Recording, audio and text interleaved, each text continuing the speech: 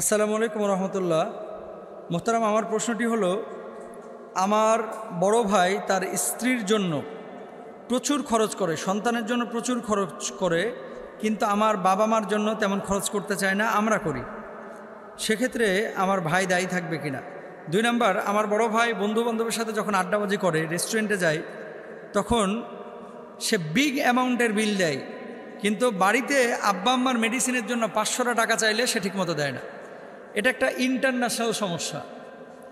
আমাদের বাংলাদেশে বিশেষ করে যৌথ ফ্যামিলিগুলোতে এটা একটা বড় সমস্যা।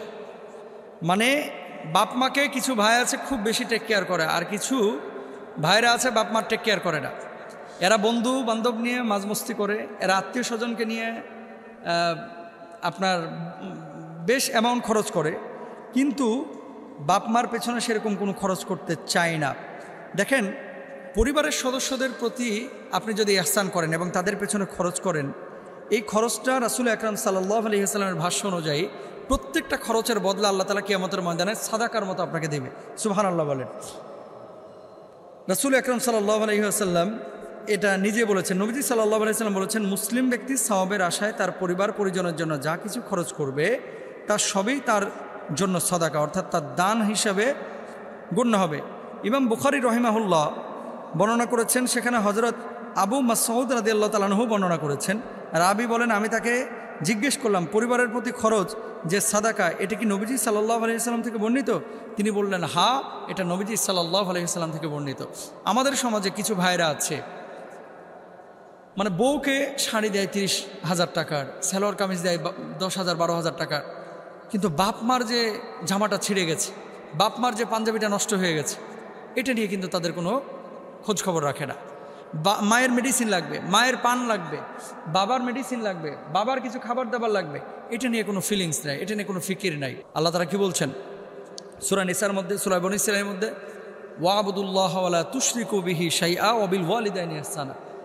বাপ আল্লাহর ইবাদত করো, আল্লাহর সাথে কাউকে শরীক করো না, আর বাপ মার সঙ্গে সদা আচরণ করো। আল্লাহ নবীকে জিজ্ঞেস করা হলো, খেদমত করবো কার? আল্লাহ নবী জবাব দিলেন যে খেদমত তুমি তোমার মায়ের করবে, তারপরে কার? তোমার মায়ের, তারপরে কার? তোমার মায়ের, তারপরে কার? তোমার বাবার। তার মানে বাপ মা অমূল্য সম্পদ। যতদিন জীবিত থাকে মানুষ বুঝে না, যখন জীবিত থাকে না তখন মানুষ বুঝে, তখন বুঝে তো আর কোনো লাভ হয় না।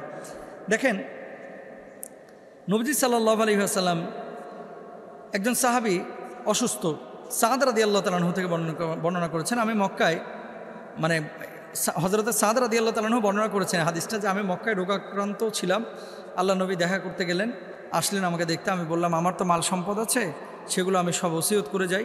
নবীজি বললেন, না। তাহলে আমি অর্ধেক করি? নবীজি বললেন, না। তাহলে বললেন যে 1/3 করি? নবীজি বললেন, হ্যাঁ, 1/3 বেশি তুমি করো না, 1/3 ওসিয়ত করতে পারো। এরপর নবীজি সাল্লাল্লাহু আলাইহি ওয়াসাল্লাম বললেন, তোমার ওয়ারিসদের এমন অবস্থায় রেখে যাওয়া তথা তারা মানুষের কাছে হাত পেতে ফিরবে, এর চেয়ে তাদেরকে ধনী অবস্থায় রেখে যাওয়া উত্তম।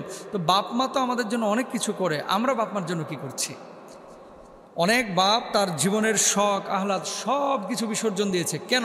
শুধুমাত্র আপনার জন্য, সন্তানের জন্য।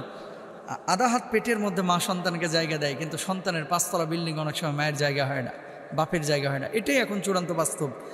যারা এই সমস্ত কাজগুলো করে, যেমনটা আপনি আপনার বাপ মার সাথে করতেছেন, আপনার সন্তানও আপনার সাথে ঠিক তেমনটাই আচরণ করবে। সুতরাং বি কেয়ারফুল, আমরা যত্নবান হব, বাপ মার খেদমত করবো ইনশাআল্লাহ। আসসালামু আলাইকুম।